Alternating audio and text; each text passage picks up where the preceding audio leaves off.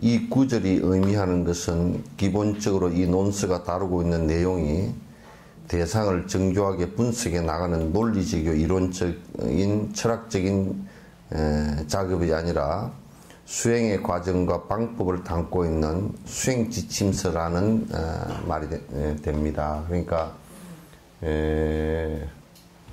이제 불교에서는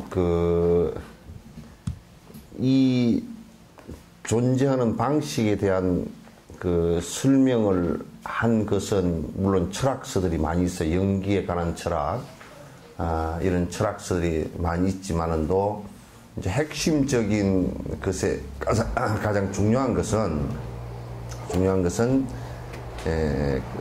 수행을 하는 방법론에 관한 문제예요. 그러니까 물론 거기에 이제 철학이 뒷받침이 안 된 방법론이라는 건 있을 수가 이제 없겠죠.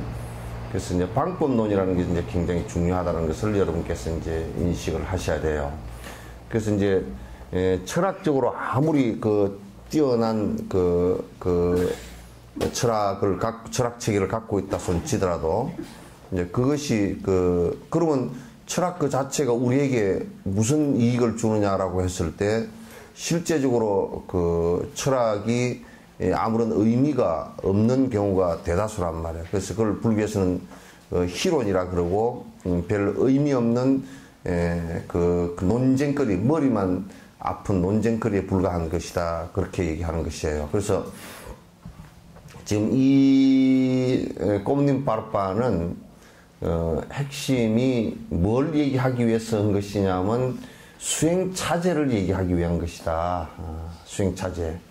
수행을 어떻게 하면 되는 것인가라는 수행의 차제를 얘기하는데 이게 이제 1, 2, 3, 4 이렇게 쭉 구분 지어서 수행해 가는 차제에 이러이러한 근원적인 것을 갖다 공식적으로 버리지 말아야 수행의 결함이 이제 일어나지 않는다. 그래서 수행이 되는 것이다. 이제 이렇게 얘기하는 것입니다. 그래서 수행 지침서라는 말입니다. 하지만 이것이 어떤 경전은 이론적 논리만을 담고 있고 또 어떤 경전은 수행의 방법만을 담고 있다는 것을 의미하는 것은 아닙니다. 그러니까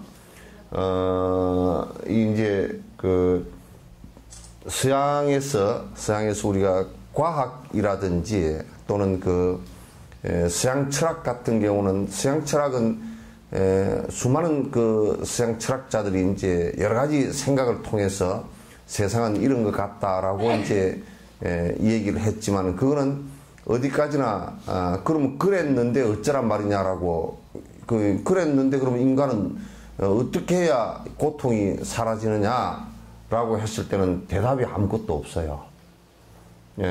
역대 서양 철학자들, 우리 이제 히랍 철학자들 같은 경우도 그런 사람들도 수많은 사람들이 철인들이 나왔지만은도 그 사람들이 제시한 것들 가운데 인간의 고통을 갖다가 뛰어넘을 수 있는 방법을 얘기한 사람은 한 사람도 없어요. 고통이 무엇인지에 대해서도 정확하게 이렇게 집어내지를 못했고, 그 고통을 어떻게 없앨 것인지에 대해서는 전혀 얘기를 갖다 한 적이 없어요. 그래서 여러분이 서양 철학을 접하면 골머리가 아프게 잔뜩 읽고 나서 그게 뭐냐, 너 어쩌란 말이냐 그러면 한 개도 없어요. 또 이제 아주 이를테면 브라만교는 지금 힌두교처럼 여러 신을 믿는 사람과 또 유일신을 믿는 사람들도 결과적으로 고통을 이 세상에서는 없앨 수 없다라고 결론을 이미 내려놓고 있는 거야. 그것은 죽은 뒤에 어디를 파라다이스 천국을 간다라든지 그렇게 지금 살아있을 때는 그 고통 자체를 갖다 없앨 수 없다. 이렇게 결론을 내려놨기 때문에 그러니까 살아있을 때가 아니고 죽은 뒤에 사후에 관한 종교예요. 그렇게 되면. 죽은 뒤에 관한 얘기이기 때문에 지금 살아있는 것과 그렇게 깊은 연관관계가 사실은 또 없어요. 이게 굉장히 이제 참 우리가 그럼 살아있을 때 우리가 그럼 뭘 해야 되느냐라고 구체적으로 얘기했을 때 뭘 해야 된다는 것도 구체적이지 못해요. 그러니까 이게 이제 신에 대한 아주 철저한 복종과 철저한 봉사 외에는 아무것도 없다라고 이제 이렇게 얘기를 할 수밖에 없는 상황이 된다. 왜냐하면 그 신이 알아서 전부 다 해주는 것이니까. 이렇게 할 수밖에 없는 건데, 근데, 불교는, 유교 같은 경우도, 이를테면 그럼 우리가 사회에서 좀 싸우지 않고 어떻게 살 것인가, 또 사회를 어떻게 좀 평화롭게 살 것인가, 이런 얘기들은 많이 논의가 있어도, 개인적으로 그러면 어떻게 하면 이 인간 자체가 고통으로부터 벗어날 것인가라는 것은 유교도 없어요. 도교 자체가 제시한 것도 허무주의에 불과해서 그 자체 그 이론적 결함을 너무 많이 갖고 있고요. 그러니까 이 세상에서 고통을 없애는, 있으면서 살아있는 때 고통을 갖다가 내가 직접 없앨 수 있는 방법을 얘기한 사람은 석가모니밖에 없어요. 네, 그리고 이제 그거는 그냥 이론만을 얘기한 것이 아니고 실제 그렇게 됐은 걸 갖다가 얘기했기 때문에 대단히 중요한 얘기예요. 그리고 이제 또 그 양반만의 얘기가, 그 양반만의 어떤 특수한 얘기라 그러면 우리가 뭐 쳐다볼 필요도 없겠지만은, 그러나 그 양반만의 얘기가 아니고 여러 사람들이 해보니까 된다 그 말이지. 이제 거기에 보편성을 가졌다, 그런 얘기예요. 그렇기 때문에 지금 이제 여기에 앞에 얘기한 대로 만약에 수행 방법만 가지고 얘기하는 것이라 그래서 그럼 철학은 빈곤한 거냐, 또는 철학만 얘기했다고 그래서 수행 방법이 그럼 빈곤한 거냐, 그렇지는 않다 그 말이에요. 수행 방법에 그 치중을 했지만 거기에 그 수행 방법에 치중되어진 그 뒷받침, 그러니까 수행 방법의 그 뒷받침은 결코 그 철학적인 완벽한 철학의 뒷받침이 있어야 되는 것이기 때문에, 그럼 이 논전이 꼼님파르파가 그냥 철학적인 것만 얘기했거나 또는 수행 방법적인 것만 편중돼서 얘기한 그런 내용은 아니다 그런 얘기예요. 이 수행 방법을 위주로 얘기했지만 그 안에 철학적인 내용을 거기에 받침을 다 해놨다 그런 얘기입니다. 물론 그 중에서도 어떤 부분을 강조하느냐에 따라 다양한 차이가 있을 것입니다. 그러니까 수행을 갖다가 강조했다. 그래서 이제 우리가 이런 것을 여러분 한번 볼 수가 있어요. 그 경전이나 논전에서 무엇을 그 집중해서 강조한 내용이 있어요. 그럼 지장경에서는 이를테면 인과법을 기준으로 해서 거기에 십선계를 굉장히 그 깊이 깨달고 그것이 최고의 법이다라고 이렇게 얘기해놨지만은 또 그거는 강조를 하기 위해서 하는 것이지 그 자체가 최고라는 얘기는 아니란 말이야. 그래서 강조를 하시기 위해서 그 최고라고 얘기한 것인데, 이제 그 경전 속에서 그런 얘기들이 굉장히 많아요. 그렇기 때문에 이제 우리가 잘못 알면 전부 다 어느 한 부분만 치고 나머지는 아니다 이렇게 얘기하면 마치 우리가 여수에 다니면서 여수에 저 자동차 전용 도로만 도로가 최고고 나머지는 도로도 아니야 그래 버리면 도로 다 나머지 도로를 싹 메꿔버리고 한번 다녀보라고. 다닐 수가 있는가? 못 다닌단 말이야. 그렇게 되는 것이 아니란 말이야. 그러니까 그래서 이제 우리 한국 불교에서 선을 하는 사람은 선 외에는 아무것도 다른 것은 전부 다 아무것도 아니야 이래 버리면 굉장히 문제가 심각해지는 문제가 이제 벌어진단 말이야. 그래서 그런 단견을 가져서는 안 된다.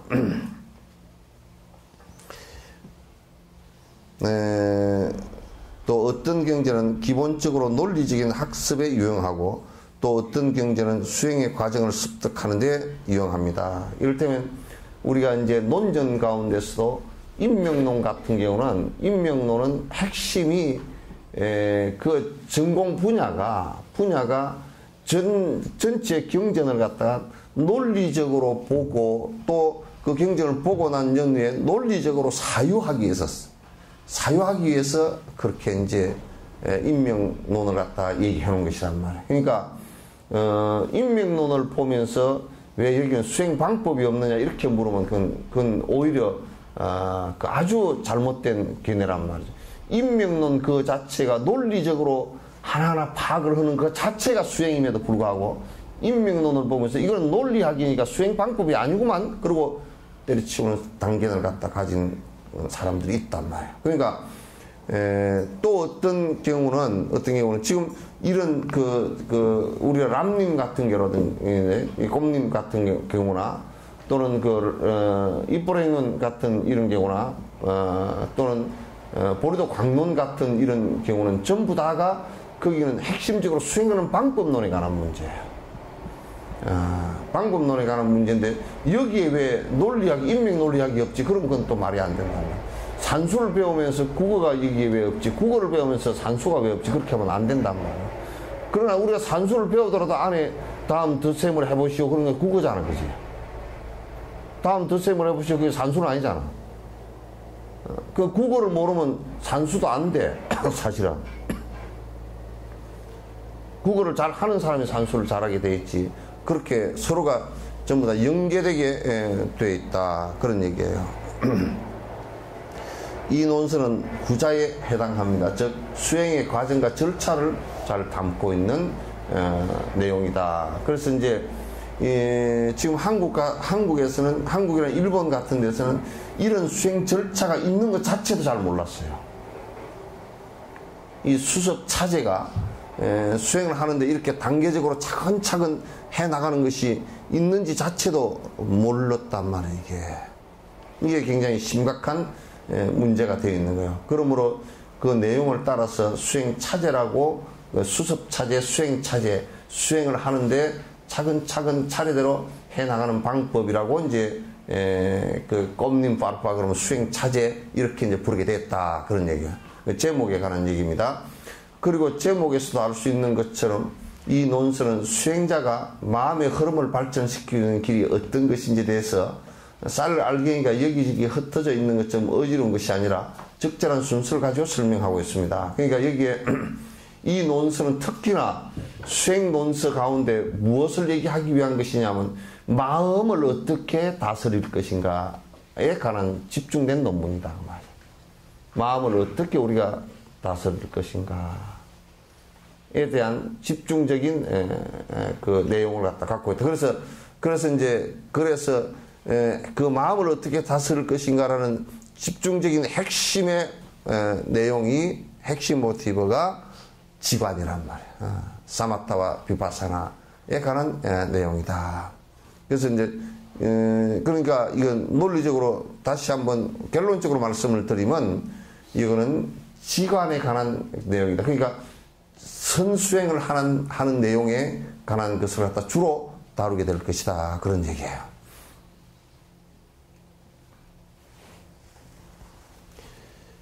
그러니까 이거는 또 이제 뭐 우리가 알맹이가 여기저기 흩어져 있는 것처럼 어지러운 것이 아니라 그냥 이거는 번역이 조금 애매한데 알맹이가 흩어져 있는 것이 아니고 이제 그것도 얘기가 되겠지만은 쌀 알맹이를 쌀을 갖다 이렇게 이런 상우에 올려놓고 요렇게 하면 이게 그냥 럭비공보다도 더 타원액이죠, 그죠? 타원액에다가 또 둥글 납작하니까 이게 이렇게 어디로 흔들어질지 모르고 얼랑얼랑 어디 예측이 불가능한 그런 얘기이기도 해요. 이게 쌀에 관한 비유가. 그래서 쌀을 갖다가 쌀 밑자를 갖다 이렇게 써놔놓고 이게 쌀 밑자인데 여기다 책받침을 해버리면요 미할 밑자가 돼버려. 어디로 갈지를 모른다 그런 얘기예요. 이게 알랑알랑 그렇게 해서 어디로 갈지 모른다.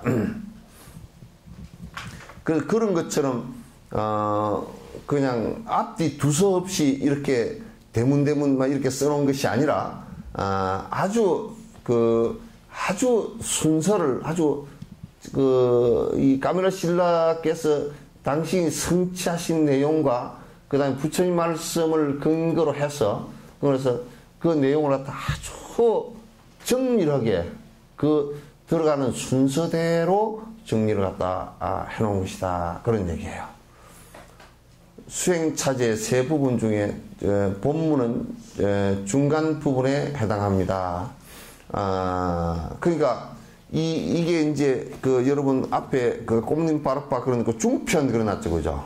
수행차제 중편 해놨잖아요, 껍데기에. 그 앞에 상편이 있고 뒤에 하편이 있어요. 그러나 이제 수습 앞에 상편은 주로 내용이 주로 뭐냐면 연기법과 그 수행을 해야 되는 상황들과 이런 것들에 대한 전반적인 얘기들이에요.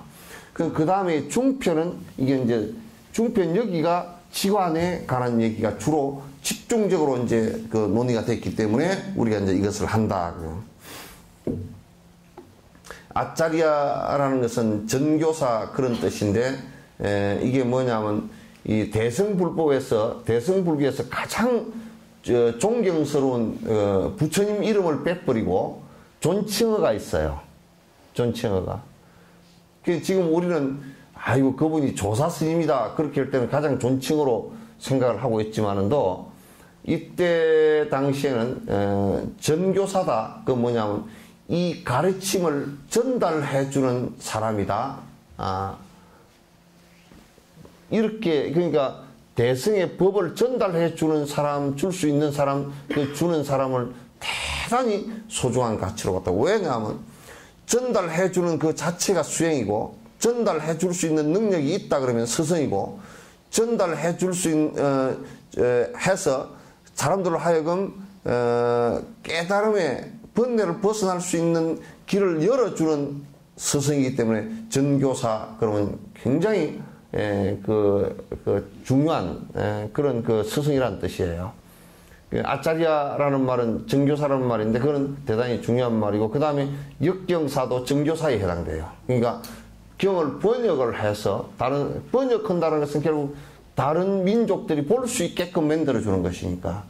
이제 그런 것이라든지 대승불 때는 그런 분들 전부 다 보디사트바 보살행을 하는 사람들이다 그렇게 얘기하는 거란 말이에요. 보살행을 하는 사람들.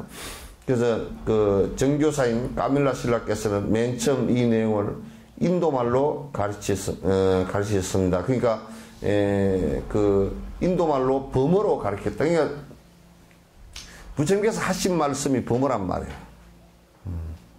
부처님께서 직접 하신 말씀 자체가 범어라고요. 그래서 인도에서 대승불법은 전부 다 범어로 기록되어졌고 부처님 말씀하신 대로 기록이 되어졌고 그것이 첫 번째로 번역되어진 것이 이제 중국 한문으로 번역되어졌고 또 그 다음에 티베트로 번역되어졌단 말이에요. 우리는 번역한 것이 중국 한문을 가지고 다시 번역을 한 경우이지만도 그렇게 이제 처음에는 아마 까밀라 신라께서도 이걸 갖다 범어로서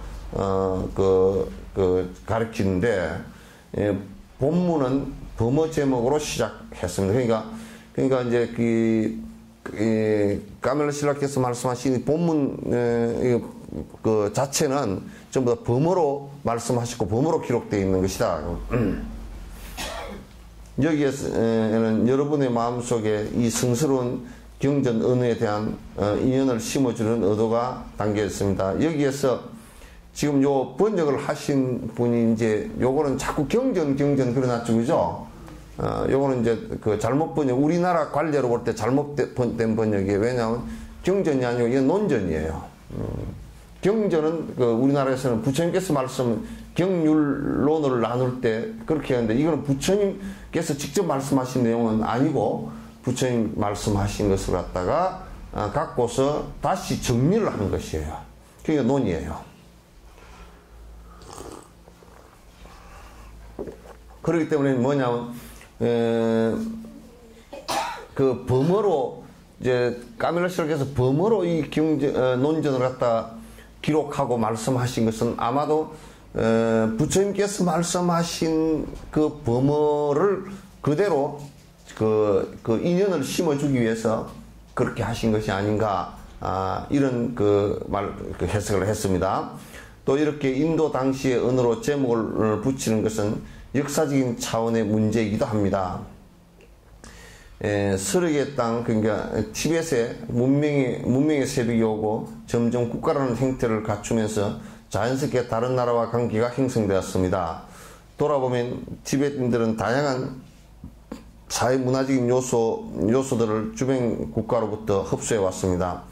예를 들면 인도를 비롯한 남쪽의 여러 나라에서는 정신을 풍요롭게 한 종교와 문화를 수용하였습니다. 특히 의학, 불교, 범어 등의 문화와 학문들을 수많은 성자와 학자들이 고향인 인도에서 들여왔습니다. 그래서 이제 티벳, 우리가 이제 티벳이라고 이렇게 얘기하면 그냥 좀 그 좁은 작은 나라로 치지만은 그 땅은 엄청 넓어요. 쓸 땅이 별로 없어서 그렇지. 근데 요즘 개념으로 보면 쓸 땅도 많아. 왜냐하면 지하 자원이 굉장히 많대요. 엄청나게 그냥 노천강이 굉장히 많고, 이제 우라늄 구리 이런 그 광산들이 굉장히 많답니다. 그런데 어쨌든 그 땅덩어리 자체도 굉장히 커요. 크고 이제 그 티벳의 문화권이라 그러면 그 문화권 자체가 그 티벳 문화권이라고 할 정도로 하나가 형성되어 있어요.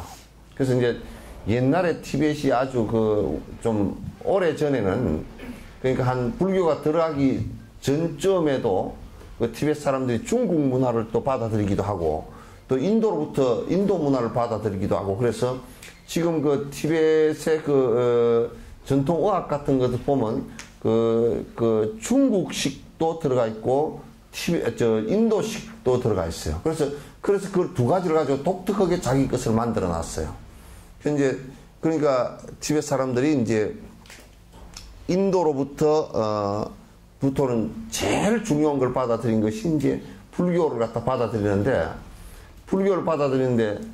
불교를 왜곡됨 없이 받아들이기 위해서 범어를 가지고 티벳어를 만들어서 번역을 했다고요. 그러니까 지금은 어느 정도냐면 범어를 가지고 티벳어를 가지고 범어에서 없어진 경전들을 갖다가 역으로 다시 재복원을 해도 될 정도로 거의 완벽하게, 그러니까 불교를 받아들이기 위해서 사실은 그 티벳어를 만들었다고 아니에요.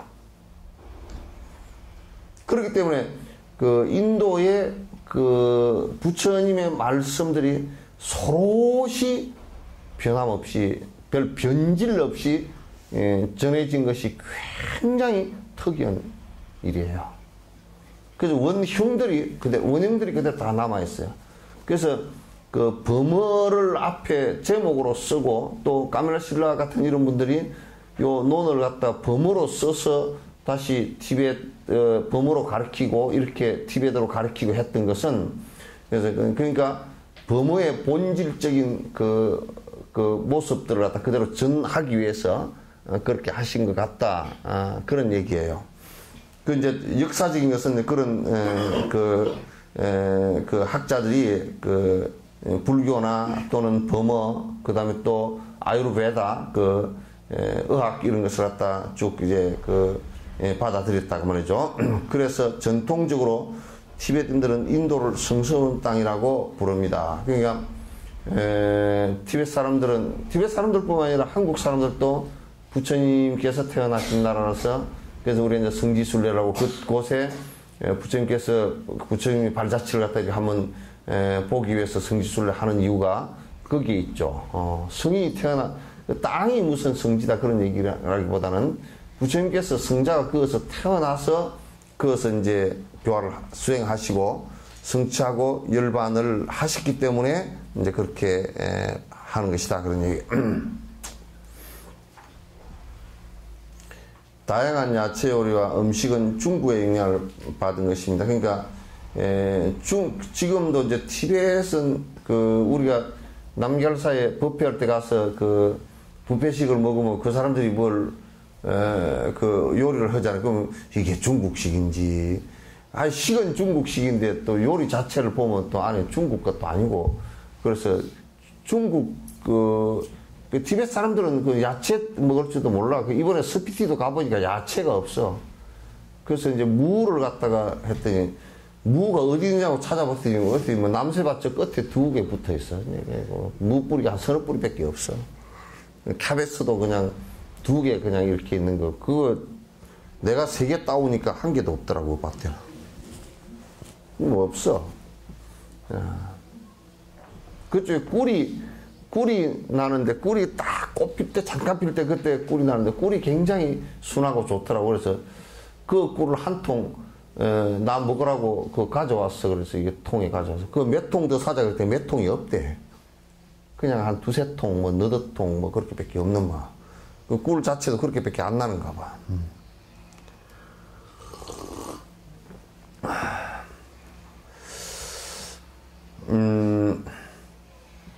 그래서 이제 이게 티베트 얘기입니다. 야채와 관련한 티베트의 많은 단어들이 중국어와 유사하며 오늘날까지도 그 용어들을 그대로 사용하고 있습니다. 그러니까 야채하고 연관되진 여러 그 티베트어들은 그 우리가 지금 라디오, 텔레비전 뭐 영어로 된 게 뭐 그것들 있잖아요, 그죠?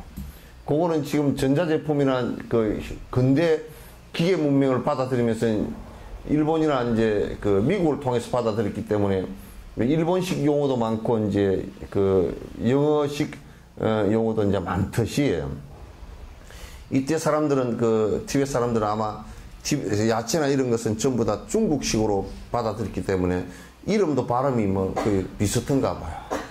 그래서 인도도 보면 여러분 가다가 인도 가서 차이 쪽이죠.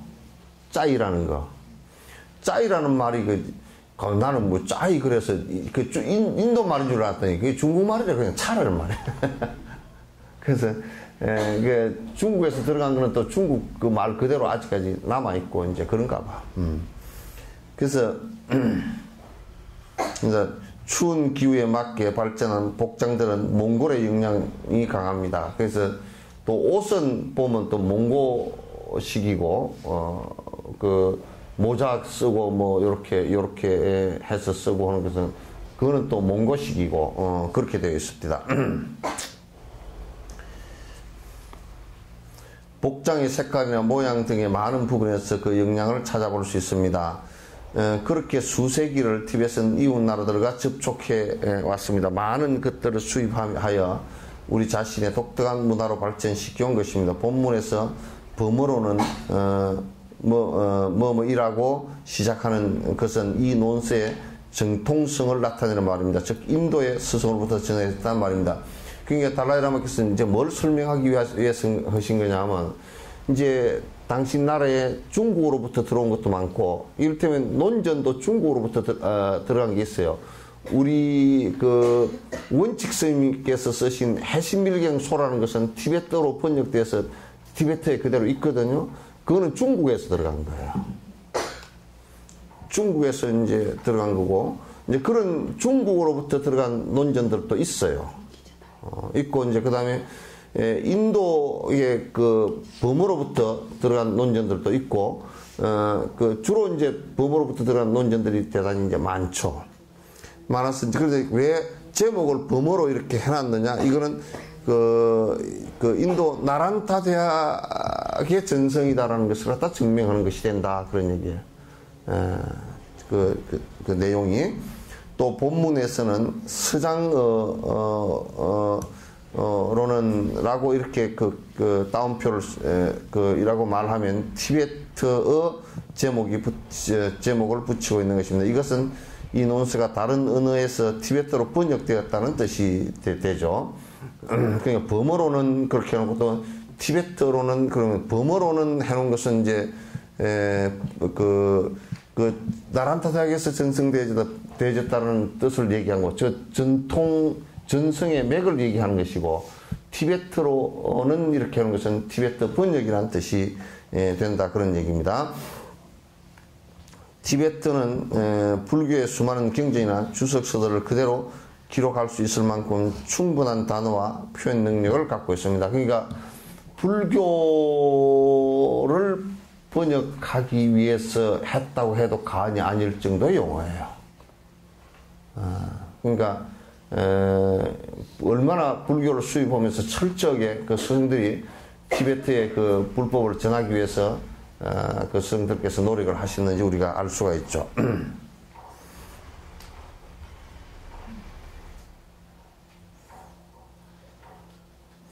따라서 티베트는 불교의 전문적인 논리 용어나 구체적인 수행 경지를 표현하는 중요한 언어로서 여러 세기 동안 그 역할을 다 해왔으면 지금도 불교의 모든 깊이를 그대로 표현할 수 있는 중요한 언어 중에 하나입니다.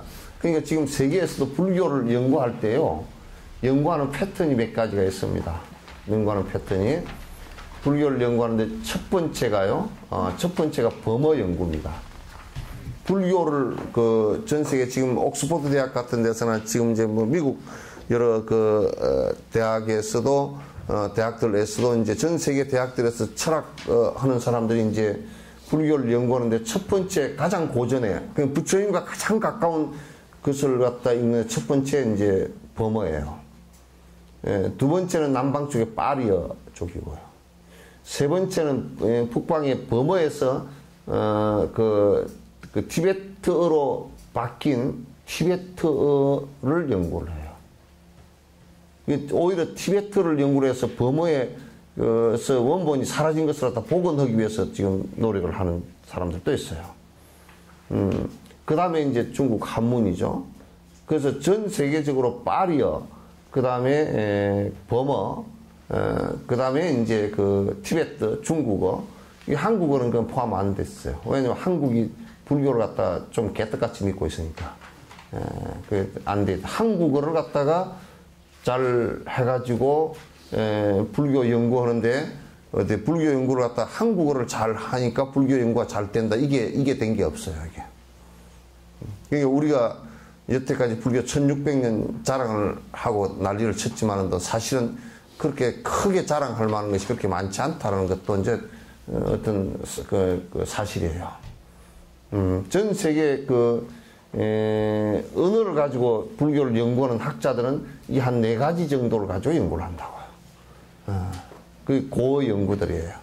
우리 같은 경우는 거의 이제 그 불교를 갖다가 한글이 나오기 전에는 전부 다 한문 것을 가지고 그대로 배웠기 때문에 한문은 뭐 중국 그 계열이니까 중국 거니까 그러니까 그 한글로 우리가 번역을 했다 그러지만도 한글 대장기 번역이 다 된 것이에요.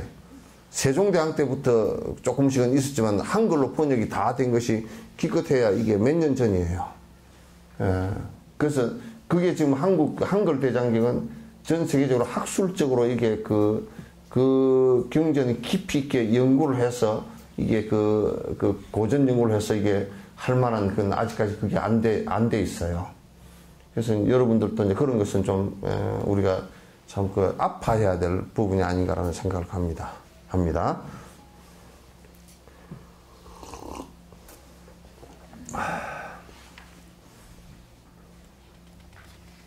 즉 현대 언어들 중에 소성, 대성, 금강성의 모든 불교적 깊이를 다 다룰 수 있는 독특한 언어이기도 합니다. 그러니까 티베트가 독특한 것이 뭐냐면 티베트가 그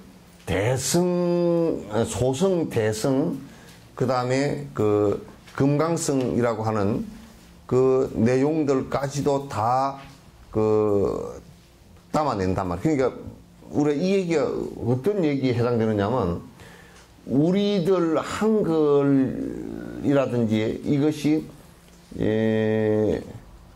순수 한글을 가지고서는 그러니까 한문을 섞지 않은 순수 한글을 가지고서는 지금도 대장경 번역이 안 됩니다. 소리글로서는 굉장히 뛰어난데 그 안에 의미를 담아내는 데서는 단어가 없는 것이 너무 많아요. 그래서 티베트는 특징적으로 이게 특징적으로 불교를 갖다 공부한 대스승들이 이 용어를 만들면서 이게 이런 것을 다 담아낼 수 있는 충분히 표현하고 다 담아낼 수 있는 언어적 체계를 갖고 있다는 것이 이제 달라이라마의 설명이기도 해요. 따라서 티베트는 인류의 중요한 문화적 재산이며 불교의 원래 모습을 재구성해줄 수 있는 소중한 언어이다. 이건 내가 볼 때도 틀림없는 것 같아요.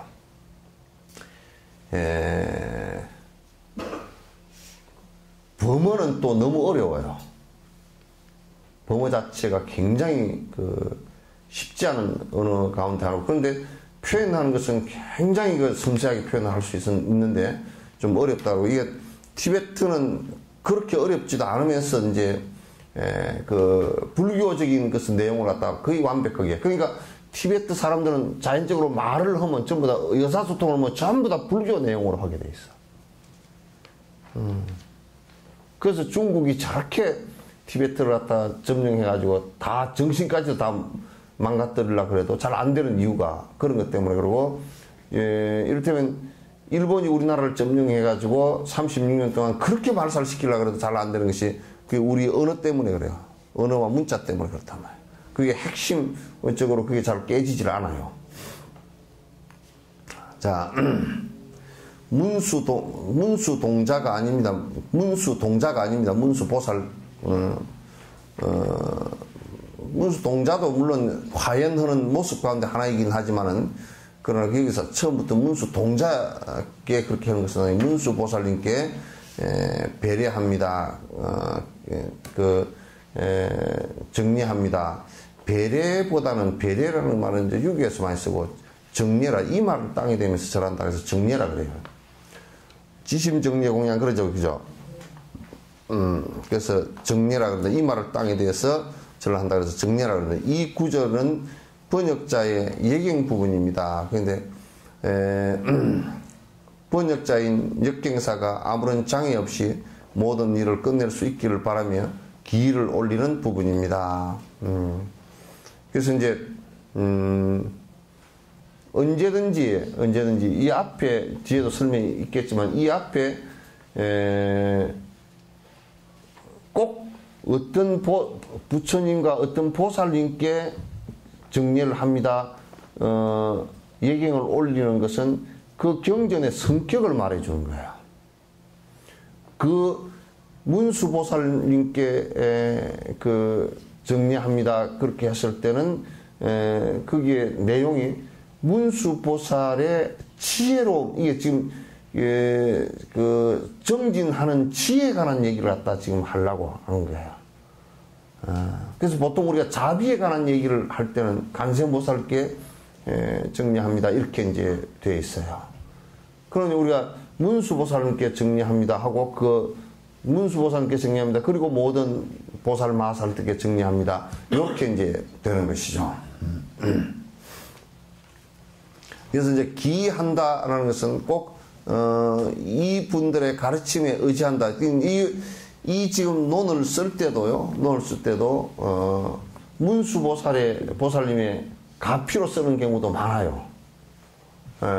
우리가 이제 람님 같은 경우도 얘기 나오잖아요, 그죠? 종가파 스님께서 문수보살님을 직접 친견하시고 쓰셨다, 그 얘기가 뒤에 나온단 말이야. 그렇기 때문에 직접 그런 가피를 입으시고 쓰신 것이 많아요. 대부분의 큰 어른들이 하신 것은 그런 가피 상태에서 하는 것이 많습니다.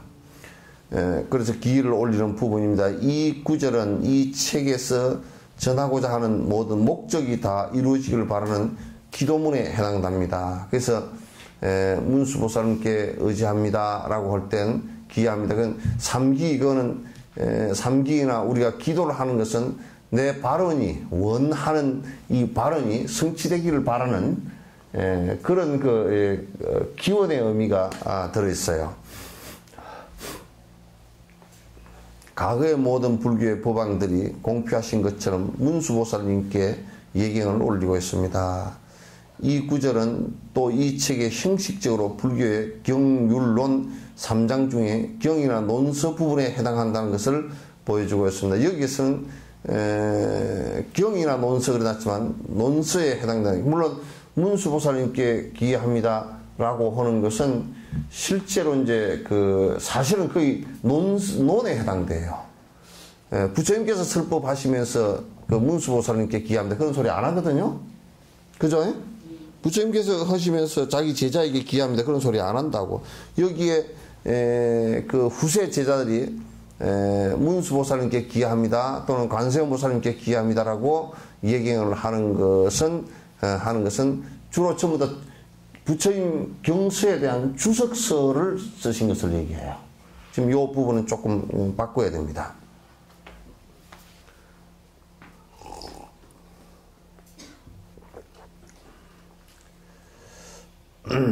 그래서 이는 3장 중에서 경이나 논서 부분에 해당하는 경을 빼십시오. 해당한다는 것을 보여주겠습니다. 전통적으로 이 번역자의 예경에서 만약 불보살님께 예경을 올리고 있다면 그것은 경장에 속하는 경전이라는 말입니다. 그러니까 여기에서 불보살님께 예경을 올리고 예경합니다. 그거는 경전을 갖다가 경전 주석을 할 때 그렇게 불보살님께 기합니다. 이렇게 이제 합니다. 요거는 논서를 썼기 때문에 논서에 해당되기 때문에 보살님께 기합니다. 그렇게 이제 하기도 하고요.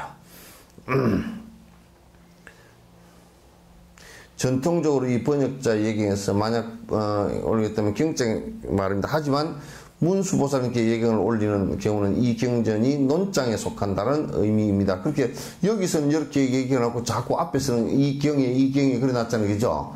이건 경이 아니고 논장이라는 것을 우리가 금방 알 수 있죠. 또 만약에 어떤 경전이 율장에 속한 것이라면 그때는 오직 일체의 지혜를 모두 이루신 부처님에게만 예경을 올릴 수 있습니다. 왜냐하면 율장은 전부 다 부처님 설법이에요.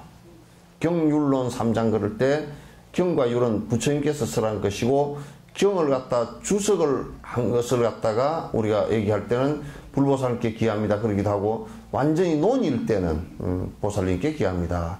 논의 성격에 따라서 문수보살이냐 관세음보살이냐 대세지보살이냐 이게 달라지는 거죠. 그러니까 이제 요런 것도 요런 그 내용도 모르고 그런 믿음도 정확치 않고 분별도 정확치 않으면서 뭘 쓴다고 막 앞에서 이제 주저리 요즘에는 책들을 갖다가 쓸데없는 책들을 갖다 많이 쓰는 경우가 많죠. 따라서 이와 같은 번역자의 예경은 전통적인 방식 중에 하나입니다. 다 이제 전통이 이렇게 해서 쭉 부처님 때로부터 지금까지 쭉 이어져 내려온 한 전통의 방식 가운데 하나다. 이 논서의 기본 주제는 지와 간을 하나로 합일한 삼매에 의지하여 얻을 수 있는 무아에 관한 것입니다. 이제 요 논서의 핵심 부분을 말씀을 하신 거예요. 이 논서의 핵심 것이 뭐냐면 지와 간이다. 사마타 비파사나다. 사마타 비파사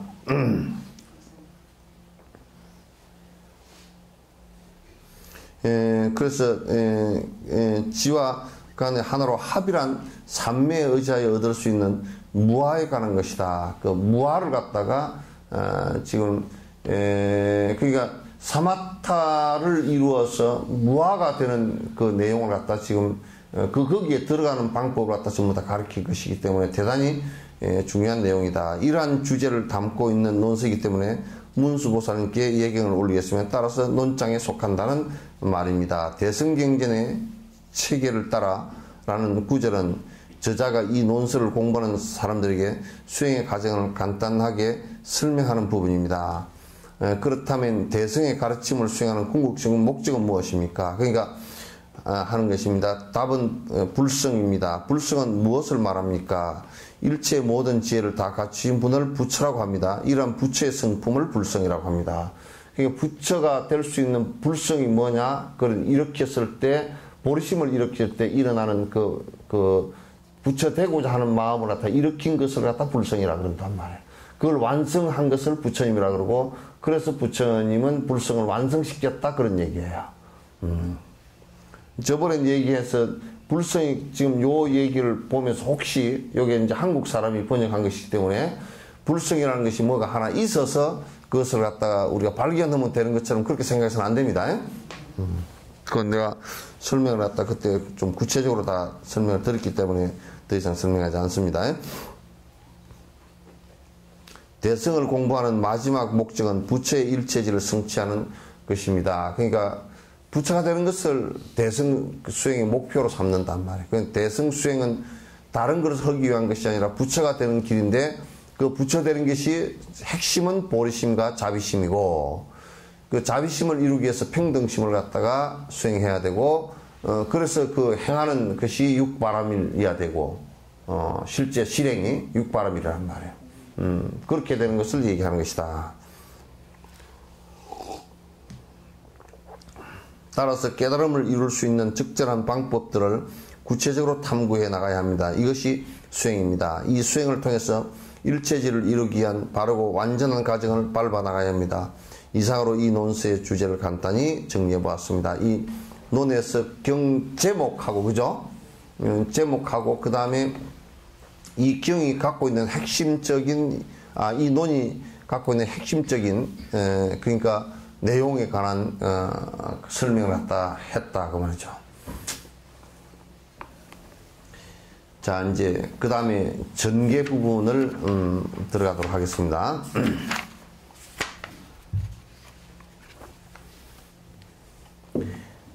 위대하신 용수 나가르주나 보살의 말씀 중에서 다음과 같은 개송이 있습니다.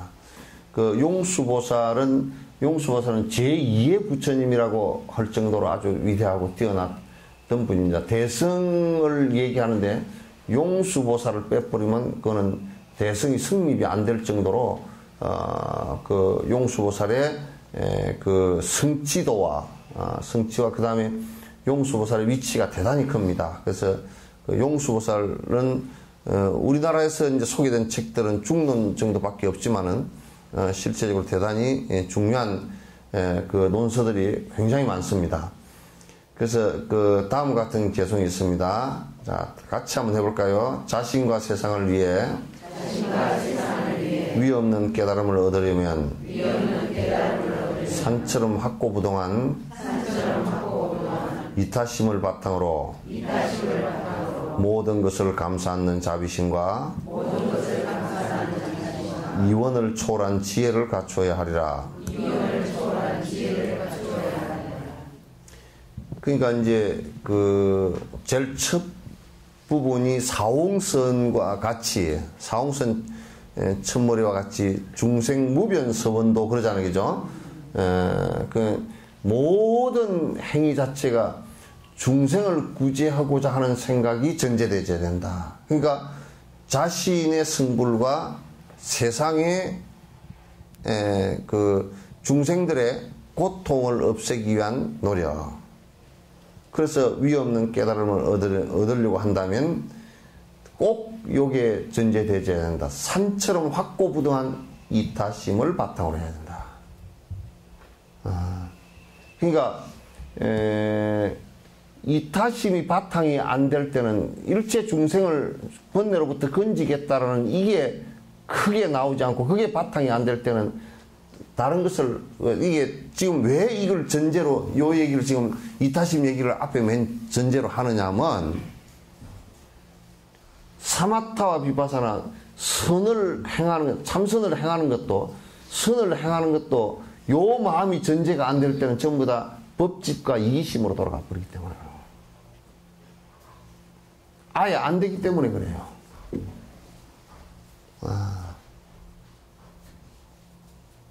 아무리 선을 하고 기백년, 기천년을 하고 앉았다 손 치더라도 그건 안 되기 때문에 이게 지금 이렇게 하는 거란 말이야.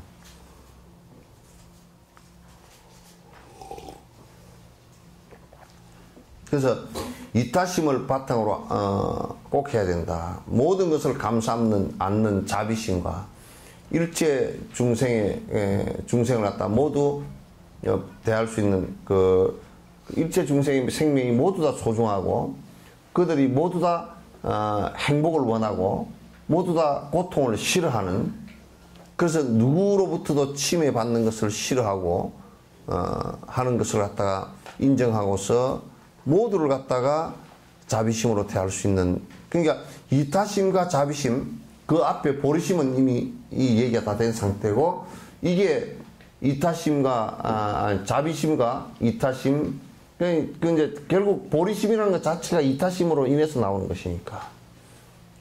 그래서 이타심과 자비심을 바탕으로 하지 않을 때는 아무것도 안 된다. 이게 이제 용수보살의 개송을 갖다 지금 이제 그 전제를 들어서 말씀을 하는 겁니다. 지금 이 순간 그리고 앞으로도 남들과 자신의 행복을 바라는 이들은 일체의 지혜 경지를 이루는 동기를 꼭 가져야 한다. 그러니까 나 혼자만이 행복하겠다라는 것은 이 세상에 이루어질 수가 없어요. 그것이 이제 어떤 상황을 맞이하더라도 나 혼자만의 행복은 불가능합니다. 그게 뭐 승부를 전제로 하든지 안 그러면 이 세상에 살면서 나 혼자 부자를 내가 좀 살아야 되겠다. 그것도 불가능합니다. 되는 것 같아도 절대 불가능합니다. 얼마 안 가서 무너져 버리게 되어 있어요. 그러니까 내 행복과 남의 행복이 더불어서 공고하고 깨지지 않게 하려고 하면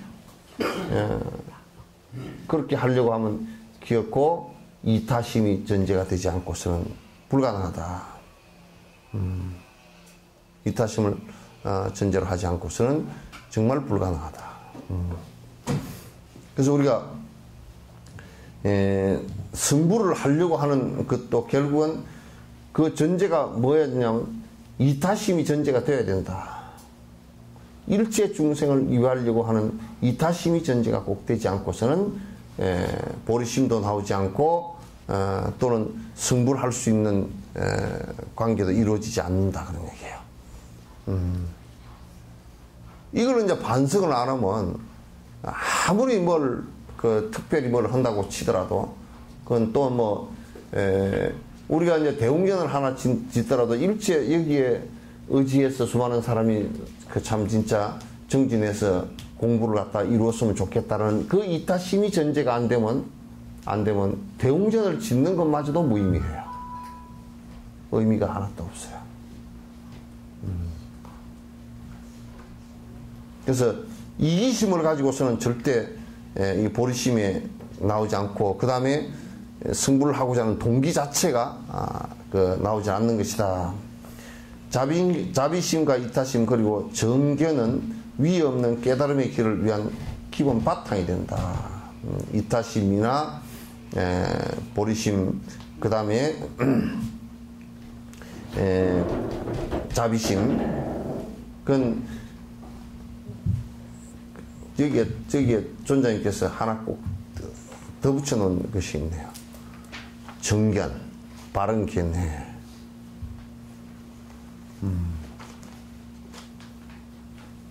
이게 이제 제일 한심한 게 뭐냐면 내가 무엇을 모르는지 무엇이 부족한지 자체를 모르는 사람들은 굉장히 위험해.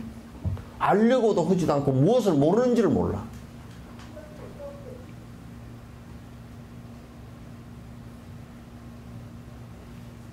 그래서 이를테면 우리가 여러분이 며느리를 얻었는데 며느리가 밥 올 줄 모른다 그러면 며느리가 아유 제가 밥 올 줄 몰랐어요. 어머니 배우겠습니다. 그러면 되거든. 그런데 지가 밥 올 줄 모르는 것이 당연하거나 밥 올 줄 모른다는 밥을 해야 되는 것 자체를 모르고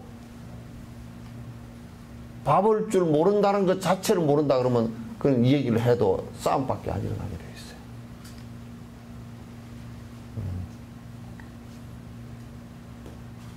있어요. 굉장히 이건 우리 불교인들이 아주 깊이 자각해야 되는 거예요.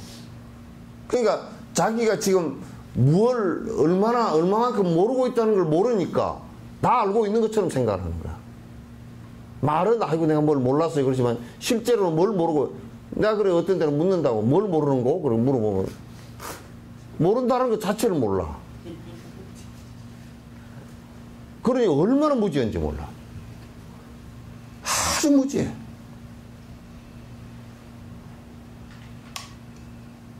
그러면서 안다는 게 자기 아주 반딧불 같은 작은 그 불빛을 가지고 자기는 안다는 거야.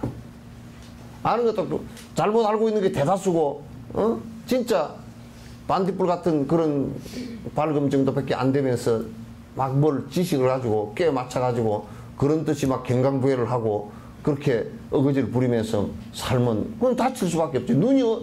눈을 뭘 모르는지 모르기 때문에 그건 마치 길을 갈 때 어디에 엉구렁이가 있는지 모르는 거와 똑같은 거야. 그냥 주스 빠져버린다.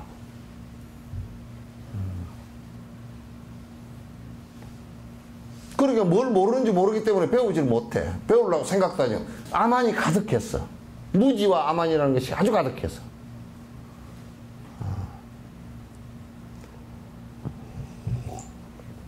그 정견이라는 것은 지금 내가 무엇이 잘못된 견해인지 자체를 모르니까 바른 견해가 어떤 것인지를 몰라.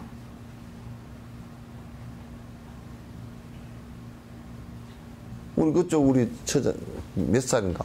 나이 물으면 이상하죠. 응? 근데 이제 뭐 저 처자 그렇다는 얘기는 아니고 대다수 사람들이 뭐냐면 젊은 애들 술을 안 먹어야 된다는 것을 잘 몰라. 그 20살만 되면 술을 먹어야 된다는 것만 알아.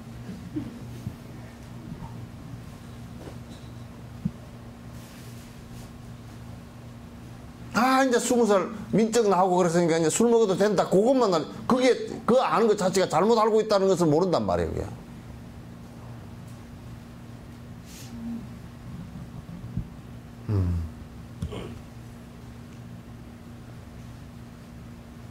그러니까 이게 바른 견해를 갖다 배우는 것은 성인의 말씀 아니고서는 바른 견해가 성립이 안 돼. 왜? 아무리 뭐 스피노자가 얘기를 해놨다 손 치더라도 그걸 가지고서는 아무리 우리가 고통의 문제를 해결을 못하니까 바른 견해가 서질 않는단 말이야. 왜냐면 우리가 고통의 문제를 해결하는 바른 견해를 얘기하는 것이야 지금. 아무리 해봤자 자꾸 고통이 그것 때문에 고통이 반복된다 그러면 그건 바른 견해가 될 수가 없는 거거든요.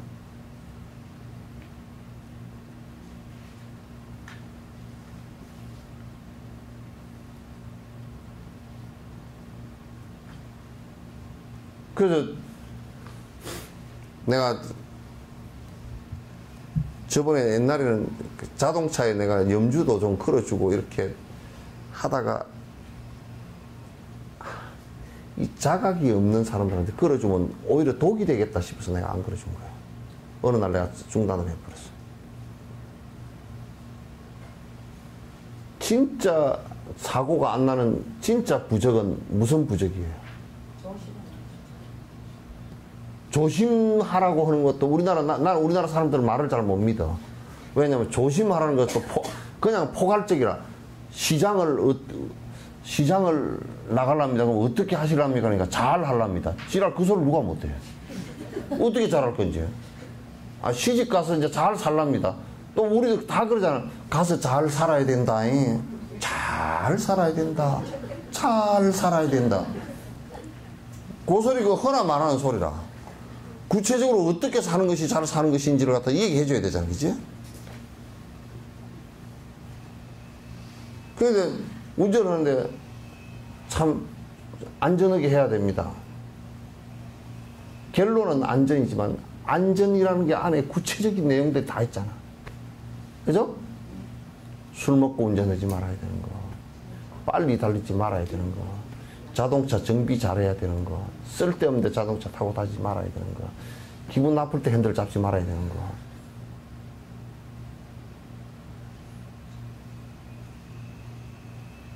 그런 것이 다. 나 전에 보니까 어떤 사람은 차를 갖다, 내가 봐도 차가 좀 타이어가, 내 차 잘 모르는 사람이 봐도 타이어가 달아가지고 반질반질해. 이거 타이어 갈아야 되겠어. 그랬더니 괜찮대. 그 사고 났어. 내가 항상 그런 얘기야. 사고가 날 때까지는 괜찮아. 그죠? 하여튼 사고가 날 때까지는 괜찮지만 이게 사고 나기 전에 이걸 예방을 해야 되잖아. 사고 난 뒤에 하는 것은 소잃고 외양간 고치기잖아. 그건 견해가 바르지 못한 그는 시점적인 견해가 잘못된 거라는 뜻이야. 괜찮다라는 것이, 그게 괜찮다, 이게 사고가 나서 죽을 때까지는 어쨌든 괜찮아. 그 직전 0.1초 전까지도 괜찮아. 술 먹어도 괜찮지. 죽을 때까지, 간암 걸릴 때까지는 괜찮지. 걸리니까 문제가 되는 거지. 걸릴 때까지는 괜찮아.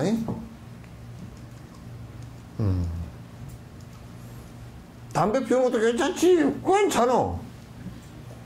괜찮지. 죽을 때, 폐암 걸릴 때까지는 괜찮아.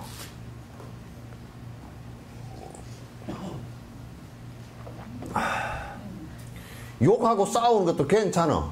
센 놈 맞아가지고 얻어 터질 때까지는. 아주 센 놈 맞아가지고 쉽게 얻어 터져가지고 그냥, 막 그냥 내 발로 기어갈 때까지는 괜찮아.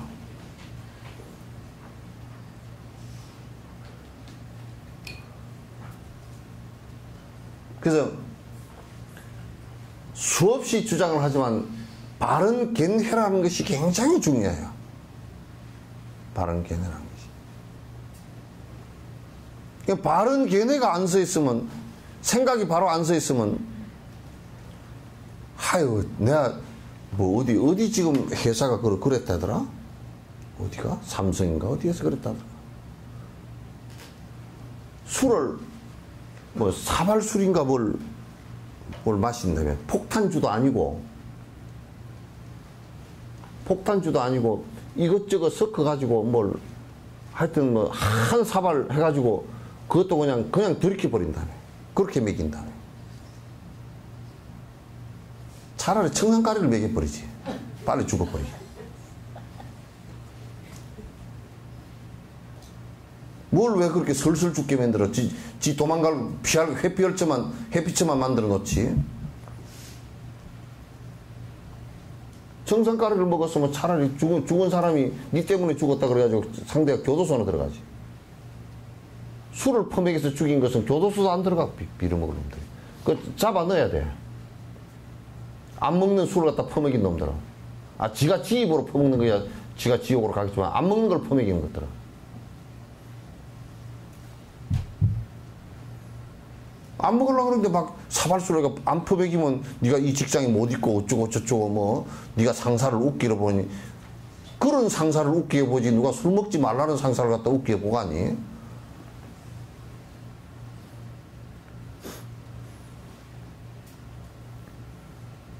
내가 경찰청장을 하면 술집 앞에다 경찰을 전부 다 세워놓을 거야. 술집 앞에다 술이 하나도 안 팔리게끔. 술집 앞에다 세워놔가지고 그어서 전부 다 음주 측정을 해가지고 아예 차를 갖다 운전석으로 못 오르게끔. 경찰. 응? 네? 그 술집 주인한테 경찰 두드려 맞아요. 술집 깡패한테 뭐 두드려 맞으면 맞지 뭐.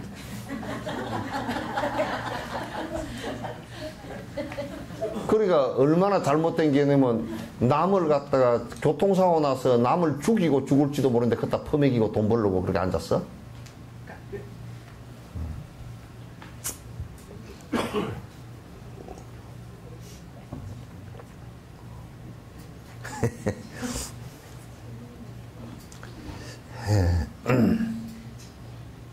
그래서 이게 자비심과 이타심 그리고 정견, 이게 바른 위 없는 깨달음의 길을 위한 기본 밑바탕이다 이게.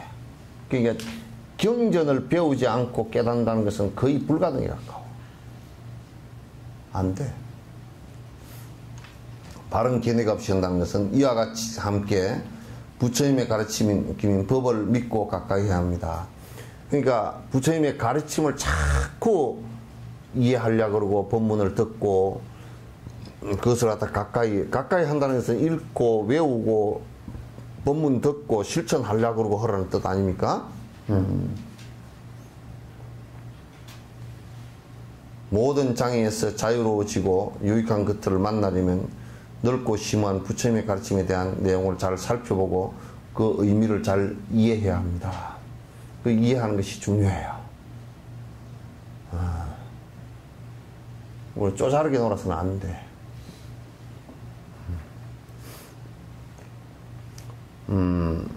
가능한 모든 기회를 활용하여 미래에 후회할 일을 만들지 말고 자신을 불행하지 않게 해야 합니다. 그러니까 지금 이와 같이 내가 살았을 때, 이 바른 견해가 있으면 이와 같이 살았을 때 뒤에 자식이 나를 다 떠나버릴 수 있겠다는 것도 결국 지가 만든 거거든. 남이 만든 거 아니에요. 지가 만든 거야. 그러니까 이와 같이 했을 때는 자식이 나를 배신하고 전부 다 떠나겠다 한다면 그렇게 살지 말아야지. 그러니까 뒤에 10년, 20년, 30년, 40년, 50년, 60년 뒤에 올 불행을 지금 계속 알거나 모르거나, 알면서도 계속 반복하거나 모르면서 계속 반복해서 그런 불행이 왔을 때 울고불고 하는 일이 벌어져서는 안 된다, 그런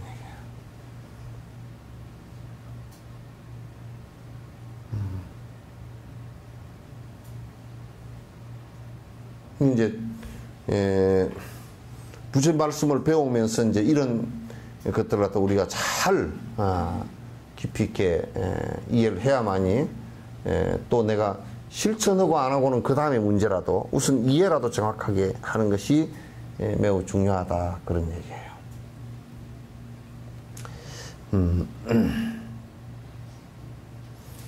가능한 모든 가르침에 대한 내용을 살펴보고 의미를 잘 이해합니다. 가능한 모든 기회를 활용하여 미래의 후회를 만들지 말고 자신을 불행하게 하지 않게 해야 합니다. 티베트 불교의 4대 종파인 4대 종파가 이제 무슨 몇 개 종파인데, 그 4대 종파인데, 요 겔룩파는 달라이라마께서 이제 소속된 파예요. 겔룩파에 뿌린 가담파는 티베트 불교사에서 11세기 이후 출현한 신파들 중에서 처음으로 성립한 종파입니다. 이거 뭐 크게 중요한 거 뭐 알아두면 좋지만은도 하여튼 이런 게 있다라는 정도만요. 개조는 아티샤 존자이며, 아티샤 이분이 이제 대단했던 분 중에 한 분이에요. 약 한 지금부터 한 1000년 전 정도에 계셨던 분인데, 그 후에 쫑가파 스님은 우리나라에 1303 이제 세종연간 그 조선 초기 정도 그 쫑가파 스님이 계셨고, 대사가 문을 연 겔룩파의 전신이기도 하다. 깨세, 이제 그건 깨세라는 것은 불교학 이제 그 삼장법사를 얘기하는 거야. 난 티베트 불교에서 교학적 수업 과정을 모두 마치고 얻은 최고의 학위입니다. 이게 깨세라는 것은 박사. 근데 이게 세속적 박사하고는 좀 다릅니다.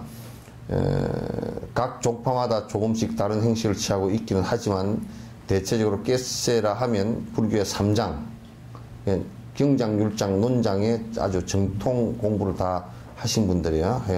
학위를 받은 쌍포아는 이 주제에 대한 아주 핵심적인 개성을 남겼습니다. 쌍포아라는 사람은 이 개성은 내 자신의 내면 세계에도 깊은 영향을 준 것입니다. 달라이라마 자신에게도 깊은 영향을 준 것이다. 자, 같이 한번 읽어봅시다. 가르치고 배우는 것은 마음에 유익할 때 바른 것. 잘 다스려지고 길들여진 행동은 가르침을 들은 흔적이며, 번뇌망상은 수행이 퇴보하는 흔적이라네. 이와 같이 진실을 이해하는 자를 수행자라고 한다네. 그게 우리가 이제 누가 이제 무엇을 갖다 내가 여러분에게 무엇을 가르친다라고 했을 때, 또 여러분이 누구한테서 무엇을 배운다라고 했을 때, 여러분의 선한 마음과 여러분이 번뇌를 벗어나는 마음에 도움이 되는 것을 갖다 바른 것이라 그런단 말이야. 도움이 되는 것을. 그럼 이제 저 안철수 씨가 왔다. 그 막 그냥 또 누가 정치인 누가 왔다. 그래서 아이고 스타가 왔으니까 보러 가세요. 그거 봐도 여러분 번뇌하고는 아무 상관이 없어. 응? 아니 법륜 스님이 와가지고 인기 좋다네, 책도 인기 좋고 뭐 그렇다네 해가지고 책이라는 게 보니까 텔레비에 나오고 책 나온 거 보니까 스님 저는요 딸이 시집을 가는데 딸이 시집을 남자한테 공무원인데 가는 것이 좋겠습니까?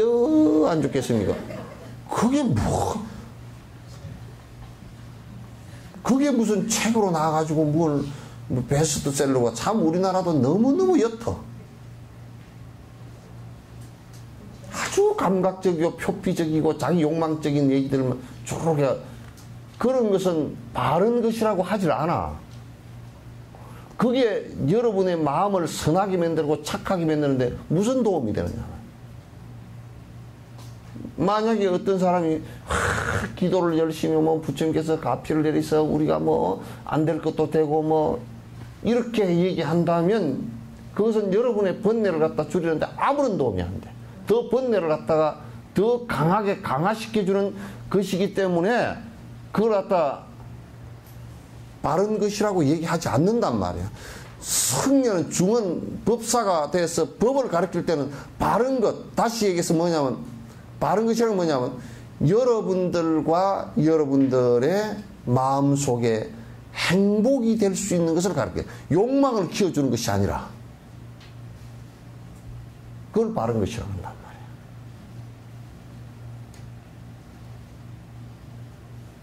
그러니까 이 세상은 바른 것을 가르쳐주면 여러분이 아이를 키울 때 진짜 이 채소를 꼭 먹어야 애가 건강하겠는데 채소를 먹이려고 그러면 안 먹으려고 하는 것 같이 여러분은 바른 얘기를 해주면 워낙 마음에 딴 방향들을 많이 갖고 있어서 욕망들을 강하게 갖고 있어서 그 얘기를 받아들이지 못하는 거야. 그 자꾸 딴소리를 하거나 전혀 못 알아듣거나 또 다니다 안 다녀버리거나 그렇게 한다고.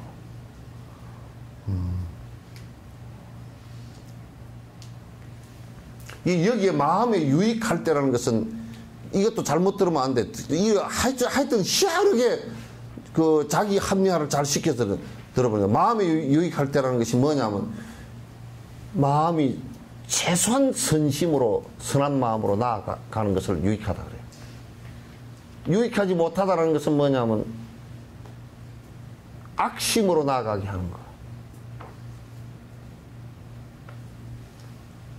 여러분에게 유익한 말이라는 것은 우리는 그냥 쉽게 받아들이는 것은 뭐냐면 유익한 말이라는 것 자체가 여러분에게 유익하다. 아이고 내한테 유익하고 해서 지금 애가 시험 합격하는 것이 유익한 일이야. 이렇게 해버린단 말이야. 그게 해주면 그냥 엄청 좋고 그렇지 않으면 아이 그게 뭐 지금 바로 살아라는 게 에이 그게 무슨 뭐 밥이 돼요 떡이 돼요. 다 밥이 되고 떡이 돼.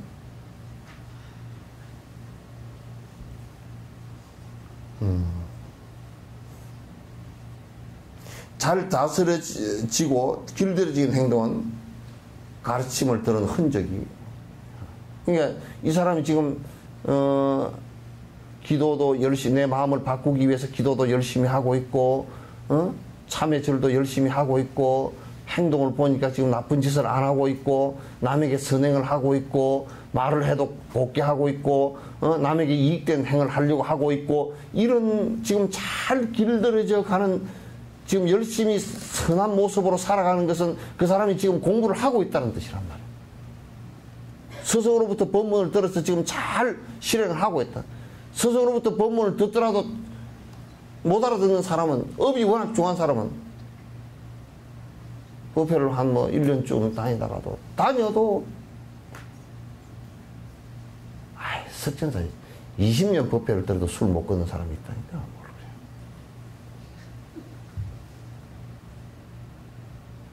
그건 못 알아듣는 거야. 고가식을 왜 못해? 효순법 어떻게 생각해? 예?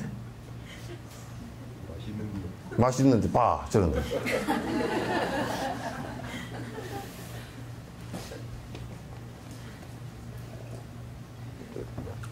그러니까 그게 바른 견해가 딱 섰을 때는 이게 아니구나 하면 그건 딱 끊어져야 되는 거야.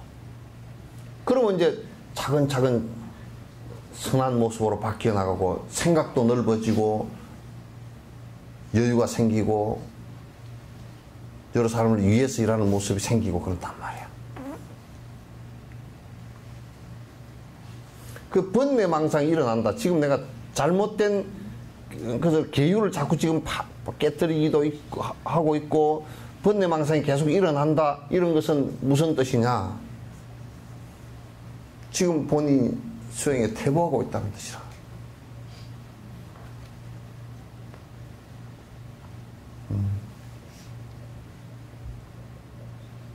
이와 같이 진실을 이해하는 자를 수행자를 이와 같은 것을 갖다 자기가 느끼고 체크할 수 있다 그러면 그건 수행자라.